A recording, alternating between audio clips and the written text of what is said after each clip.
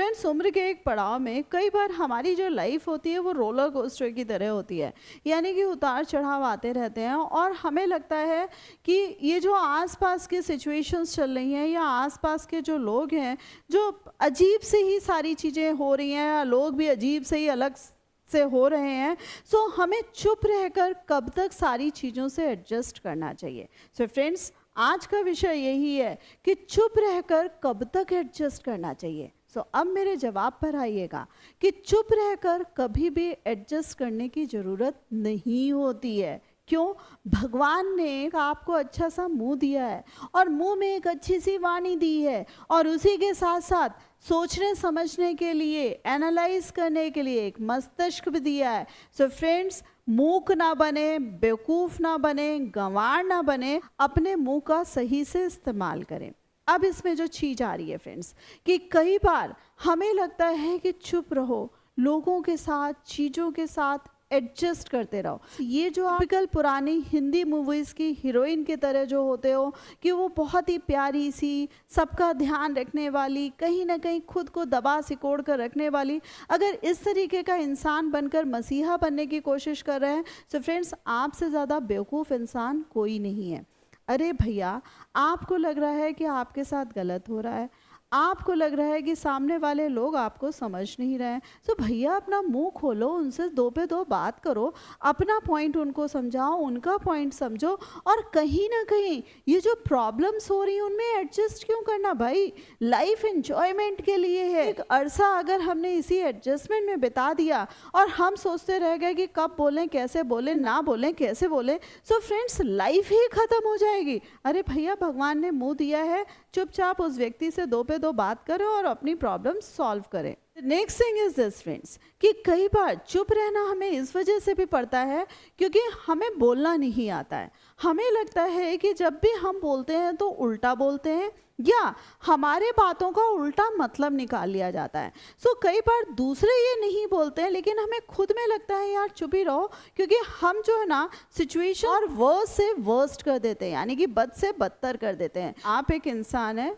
भगवान की दया से पढ़े लिखे भी हैं, अपनी काउंसलिंग स्वयं करते हुए अपने मुंह पर अच्छे वर्ड्स डालिए, उनकी प्रैक्टिस करिए और तब सामने वाले से बात करिए और कॉन्फिडेंट होकर बात करिए। आपसे कहीं भी कोई खता नहीं होने वाली है और आप आराम से अपने आप को रिप्रेजेंट कर सकते हैं। द सेम वे फ्रेंड्स, कई बार हमें लगता है कि मुझे तो चुप रहना चाहिए, मैं अपने आप को प्रेजेंट कर ही नहीं सकती। सो हम लोग क्या होता है कि दूसरे तीसरे चौथों का साथ लेते हैं कि भैया मेरे बदले में तुम बोल दो।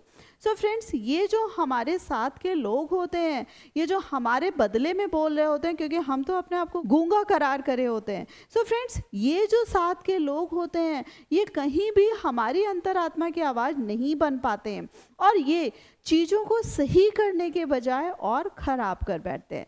सो फ्रेंड्स, इन बिचौलियों को लाने की ज़रूरत नहीं होती है। कहीं भी आपके रिलेशंस ख़राब हो रहे हों, आपकी चीज़ें ख़राब हो रही हों, परिस्थितियाँ आपके अगेंस्ट जा रही हों, सो प्लीज़ भगवान ने जो मुंह दिया है उसका इस्तेमाल करें। खुद में कायर बनकर, डरपोक बनकर चुपचाप ना बैठे रहें। और यहाँ पर वर्ड मैंने यूज़ किया है कॉवर्ड। कॉवर्ड अपने आप में एक बड़ा वर्ड होता है और जिसको बोलना नहीं आता है, जिसको अपनी आवाज़ निकालनी नहीं आती है, जिसको अपने आप को प्रेजेंट करना नहीं आता है, या जिसको सारे के सारे जुल्म सहने की आदत पड़ जाती है, या जिसको ये लगता है कि अगर मैं इन जुल्मों को स्वीकार नहीं करूँगा या अपने ऊपर आक्षेपों को स्वीकार नहीं करूँगा, सो ये दुनिया मुझे पता नहीं क्या समझेगी, या दुनिया जो मुझे यहाँ पर थोड़ा सा बैठने की भी जगह दे रही है वो भी हो सकता है मुझसे खिंच जाए। सो फ्रेंड्स, रादर देन इस तरीके से दब्बू बनने से तो अच्छा है कि अपना मुँह खोलो, अपना दिमाग यूज़ करो और जो चीज़ें हैं उनको फेस करो। जहाँ पर बोलने की ज़रूरत है वहाँ पर बोलो भी, जहाँ पर समझने की ज़रूरत पड़े समझो भी, और जहाँ समझाने की भी ज़रूरत पड़े वहाँ समझाओ भी। सेम भी फ्रेंड्स, कई बार क्या होता है कि ब्लेम गेम चल रहा होता है, आपने जो चीज़ें करी ही नहीं होती हैं, लोग अपने आप को सही प्रूफ करने के लिए आपके ऊपर वो ब्लेम गेम खेल रहे होते हैं और आप ये जो चुप का ये जो दामन होता है या ये जो चुप का चोंगा होता है उसको पहन के चुपचाप खड़े होते हैं और आपको लगता है कि अगर आप बोलेंगे तो दूसरों की शान में गुस्ताखी हो जाती है, दूसरों की शान में गुस्ताखी ना हो जाए। सो फ्रेंड्स, कहीं ना कहीं आपको जो भगवान ने इतनी अच्छी पर्सनालिटी दी है, इतना अच्छा शरीर दिया, इतनी अच्छी सीरत दी है, आप दूसरों का अपमान ना हो जाए, आप स्वयं का अपमान कर बैठते हैं। सो फ्रेंड्स, गलती से आपके ऊपर अगर ऐसी कोई गलत चीज़ें लग रही हैं, गलत ब्लेम्स लग रहे हैं, गलत आक्षेप लग रहे हैं, सो फ्रेंड्स गलती से भी स्वीकार मत कर दीजिएगा। और कहा जाता है कि दूसरों की जय से पहले खुद की जय करें, मन विजय करें, यानी कि दूसरों की रिस्पेक्ट तो करिए ही करिए, बट अगर अपनी रिस्पेक्ट नहीं कर रहे हैं और अपने आप को आप 0/सन्नाटा मान रहे हैं, सो फ्रेंड्स इससे बड़ा जो पाप है वो कोई और पाप नहीं होता है। कई बार चुप रहना जो होता है कि जहाँ पर आपकी सेल्फ रिस्पेक्ट की बात आ रही है और जहाँ पर लग रहा है कि आप जो भी बोल रहे हैं वो वर्ड्स मैनिपुलेट करे जा रहे हैं और उन वर्ड्स का कुछ मीनिंग निकाल कर उनको 10 जगह भोंपू लगाकर बताया जा रहा है।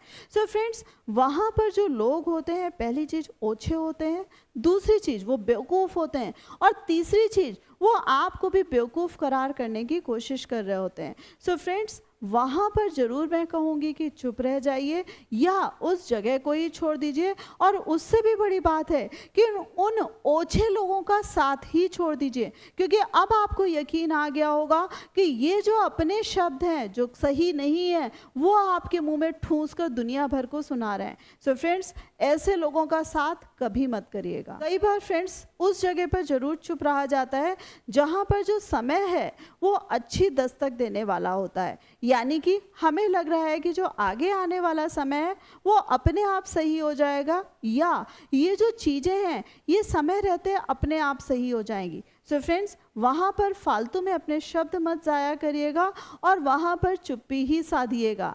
The next thing is this कि कई बार फ्रेंड्स हम अपने रिश्तों का ख्याल कर रहे होते हैं, कई बार हमारी ईगो, हमारी सेल्फ रिस्पेक्ट और सारी चीज़ों से ऊपर हमारे लिए वो रिश्ता अहम होता है। सो फ्रेंड्स, अगर कहीं आप उस रिश्ते से बहुत लगाव कर बैठे हैं, उसको सीने से लगाए बैठे हैं, सो वहाँ पर भी मैं कहूँगी कि जब तक चुप्पी साध सकते हैं चुप्पी साधिए। Last but not the least, भगवान ने आपको एक शख्सियत दी है, उसी के साथ साथ सोचने समझने की शक्ति दी है। सो फ्रेंड्स, दुनिया कहीं आपको हल्के में ना ले ले, दुनिया आपको कहीं गलत ना ले ले, और दुनिया कहीं आपके साथ कुछ गलत करने की हिमाकत ना कर बैठे। इसलिए अपने शब्द जरूर मुखर करिए, ये जो चुप्पी है इसको जरूर तोड़िएगा। सो फ्रेंड्स, होप इस छोटे से वीडियो के माध्यम से आपको बहुत सारे आंसर्स मिले होंगे और बहुत सारी चीज़ें आपको समझ में भी आ रही होंगी, बट कौन सा पॉइंट सबसे ज़्यादा अच्छा लगा मुझे कमेंट करके ज़रूर बताइएगा।